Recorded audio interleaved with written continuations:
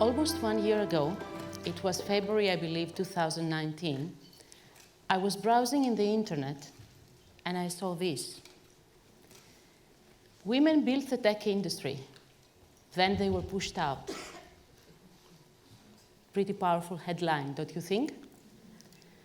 Actually, this is true. Women were at the forefront of the tech industry back when technology jobs were considered menial, akin to typists. In 1946, the US military selected a team of people to work on the world's first computer. Guess what? More than 50% were women. The lady in the picture is Margaret Hamilton. She was the head of the coding team that charted Apollo 11's path to the moon. Another most renowned lady of those times was Grace Hopper. Grace Hopper was a US admiral who invented the first compiler. It was actually her programming and coding skills that enabled the United States to model the impact of the atomic bomb. Let's look at some numbers.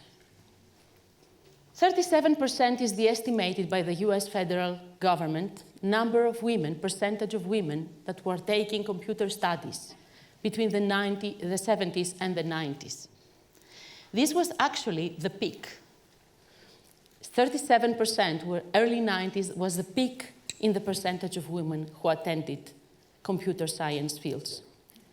At that time, the conditions of working in the tech industry were not so glamorous, but the women were known for their meticulous work ethic and their attention to detail.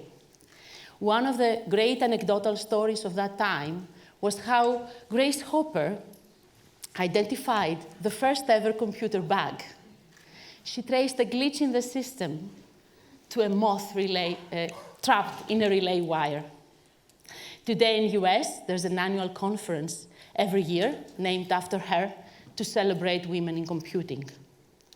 What happened afterwards is that the computer industry became more lucrative. The tech jobs were of better status and higher paid. So the tech companies were looking to find the best profile that would fit an engineering job. But they didn't know, because the coding skill was really new. So what they did is they developed a personality test that would help them identify what a good computer engineer would look like.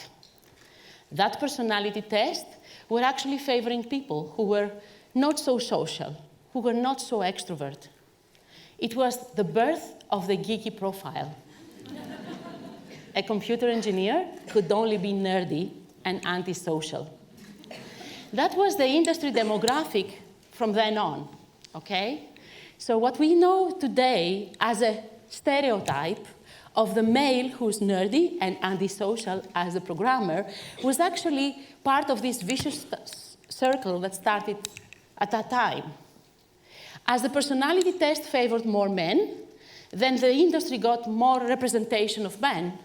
Then that fueled the public perception that computer engineering is only suitable for men. So where we are today. In 2018, it was March, I think, March 8th, International Women's Day, the European Commission announced a study. The study was named Women in the Digital Era, and actually it has a lot of concerning facts about the representation of women in the European tech industry. So today, there are 4 times more men taking up computer-related fields or tech-related fields. Based on the same study, out of 1,000 female graduates of universities in Europe, 24 are studying in tech-related fields, but then only 6 end up working in a digital job. For every 1,000 of male graduates, 49 end up working in a digital job. What's even more concerning is that women are leaving their digital jobs more often than men. Actually, in 2015, it was measured that 9% of women left the industry. The same year, the percentage for men was 1.2%. And this happened at the age between 30 and 44, which is, of course, the primary working age. At the same time, it is the age that most Europeans are having their first child. So the gender gap is increasing. If we talk about digital entrepreneurship, the European Startup Monitor measures the startups that have female founders to 14.8%. Startups that have only female founders got only 5% of the global venture capital investment. And the average investment on the female-founded startups is dropping every year, the last 5 years. I graduated computer engineering in the early 90s. It was the time that the gender gap was not so visible in the numbers, but of course the unconscious and sometimes conscious bias was there. I had to sign up for volunteering work at the computer center in the university, and of course miss a lot of parties outside of school to be taken seriously by my professors and my classmates. You see, I was not the geeky profile, and femininity at that time was actually adversely related to brilliance. When I got into the professional life, things seemed easier and better. I was learning every day, I was growing every day, and I had respect for my colleagues. And then I decided that it was about time to move up with my career, to move on, to develop my career. You can't. You are a mother. What would your husband say?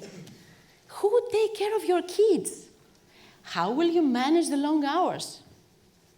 Surprisingly, nobody asked me before how I managed the long hours when I had to deliver a complex project on quality and on time.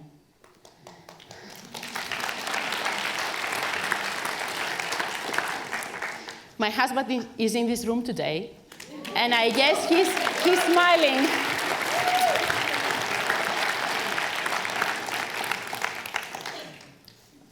Today I am thankful for this painful moment of truth, because it made me stronger, because it fueled my determination.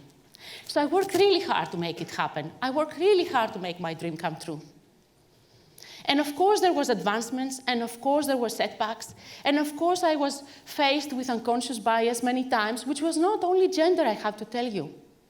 In the years of the Greek crisis, I had to overcome the unconscious bias that the Greeks are incompetent, okay? They're incompetent and lazy and corrupt, okay? But I made it.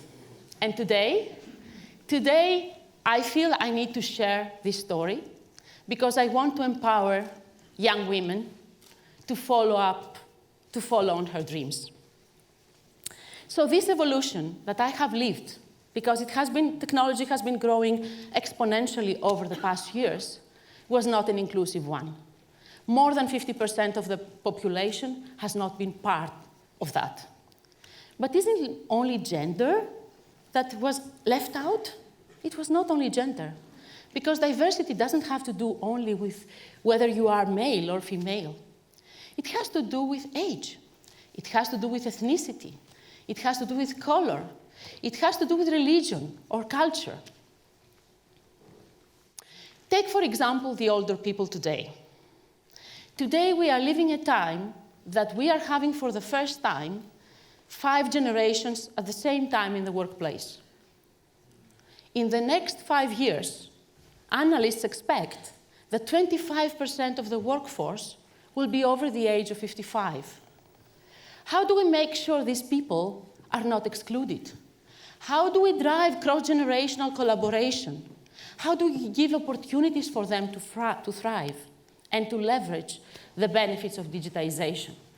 Well, this discussion is happening right now.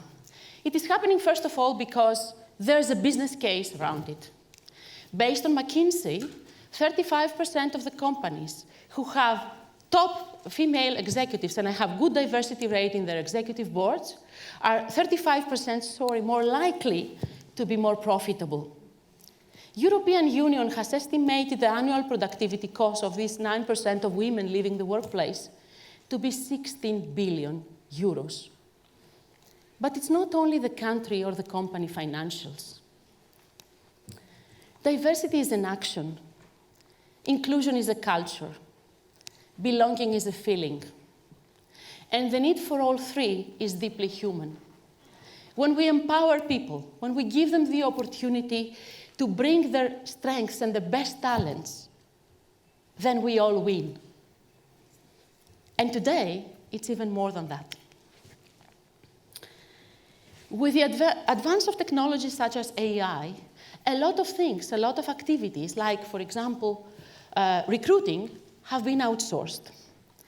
So in 2018, there was a Reuters article who revealed that one of the major e-commerce companies globally, machine learning-fueled recruiting bot,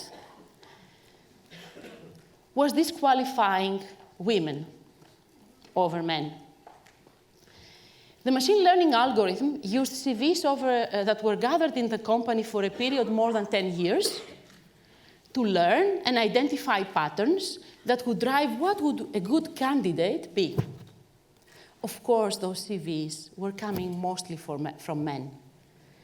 So the bot, when it was finding words like women in the CV, like participation in a women's soccer club, it would disqualify that CV.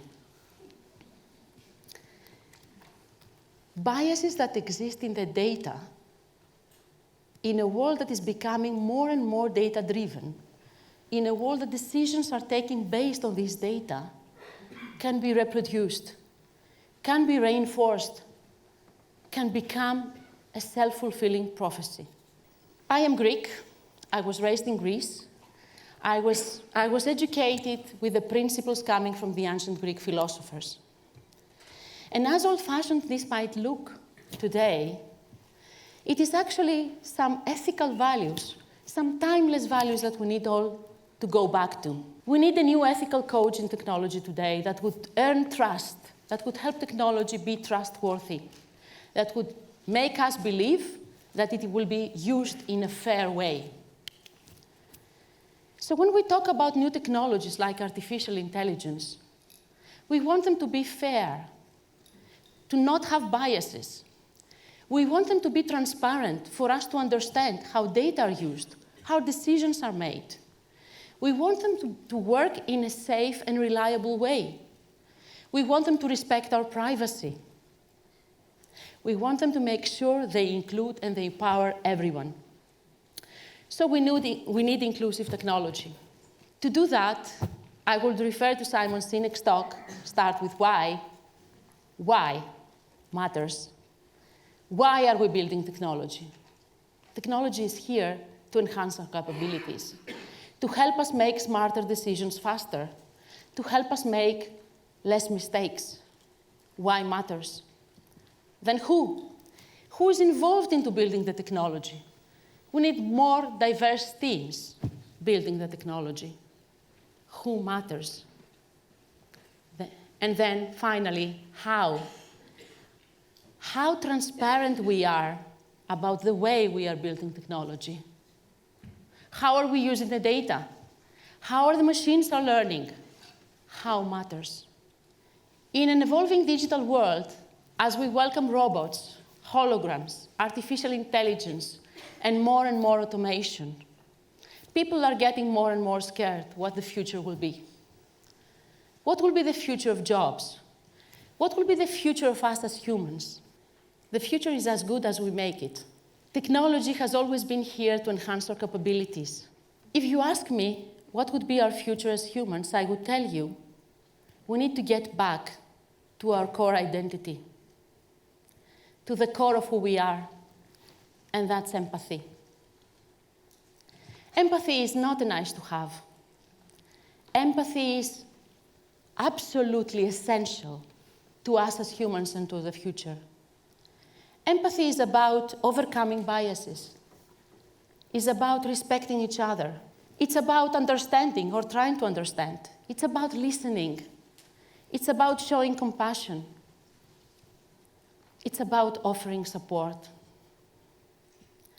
The future will be good if it only includes and embraces every talent on earth. The future will be good if it only relies on empathy. In a digital world that would respect every individual's talents, that would empower everybody to get higher, highest, These headlines will not be there anymore. Today, I have one ask of you. Let's make this decision collectively. Inclusion starts with I. It starts with each and every one of us. Let's act. Let's listen. Let's understand. Let's respect each other. Let's empathize. Let's make this evolving digital world a more inclusive place. Thank you.